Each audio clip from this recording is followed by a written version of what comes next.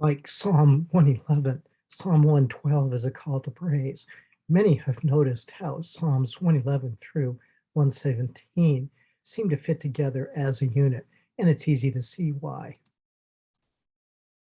For instance, Psalm 111 begins with a call to praise the Lord and ends with reflection about praise. Psalm 112 also begins with a call to praise the Lord, and as it ends with a kind of openness, Psalm 113 picks up at the end of Psalm 112, and again is a call to praise the Lord and ends with a praise or a statement of praise to the Lord.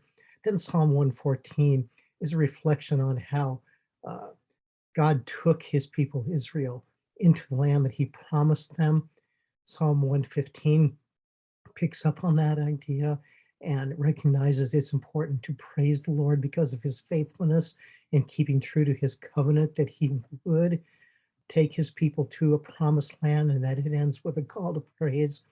Psalm 116 is like a personal testimony of the writer through all of these reflections and calls to praise. And then Psalm 117 is simply a call to praise to all the people, all the world, to praise the Lord. And so these Psalms fit together as somewhat of a response to Psalm 110, perhaps even the Psalms prior to leading up to 110.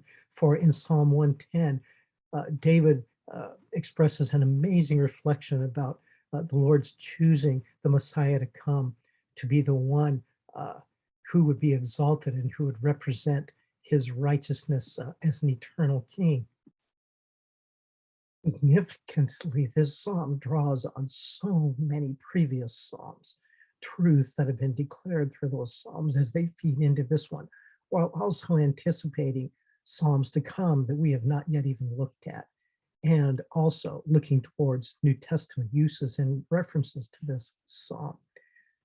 This psalm focuses, or at least one of the main ideas focuses on the righteousness of those who are faithful to the Lord, how their righteousness will endure.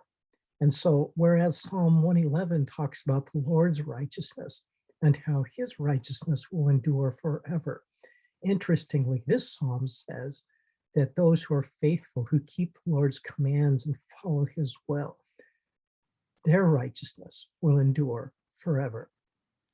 This psalm, as you can see, feeds, as I said a moment ago, on so many previous psalms, and I've listed those on the right-hand side.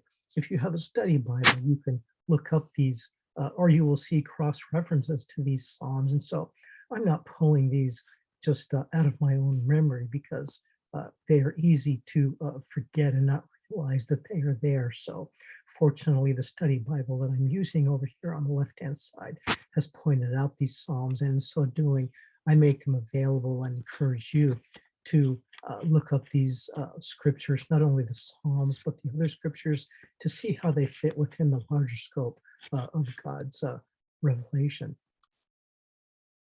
The NIV over on the left-hand side, that is, the translators have taken liberties to translate the singular of this psalm into the plural so that the translators thought it necessary that this psalm be applied broadly and not just to any one individual.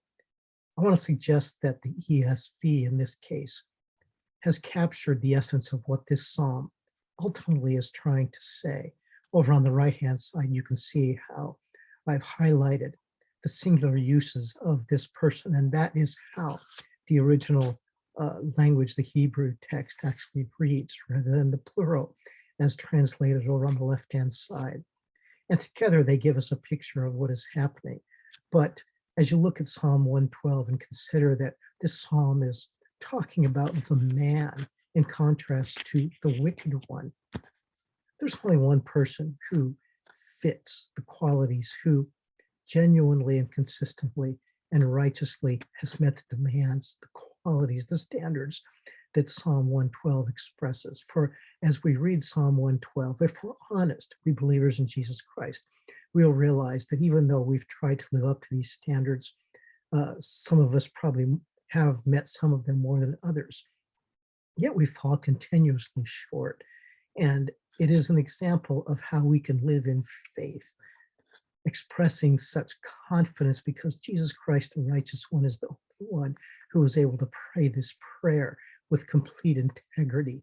And so this psalm, like so many of the other psalms I've tried to point out over and over again, whether singularly or in combination with others, they look toward the Messiah to come. The editors have compiled these psalms in a way so that they are not just randomly collected for groups and individuals to pray according to their needs, even though we can pray such prayers. But the reason we can pray them is because Messiah Jesus himself prayed them. And because even if he did not pray these exact words, nevertheless, he stands vicariously as the one who exhibits such thoughts, such expressions, such struggles, such praises, such calls to praise and instruction. And Psalm 112 fits into the flow of all of these Psalms, particularly Psalms 111 through 17 at this point, to draw us to realize at this point in the development and in the standing of the entire canon that we believers in Jesus Christ can pray this psalm, remembering what Christ has done, how he has stood for us, and how this is an intercession and a testimony of his righteousness.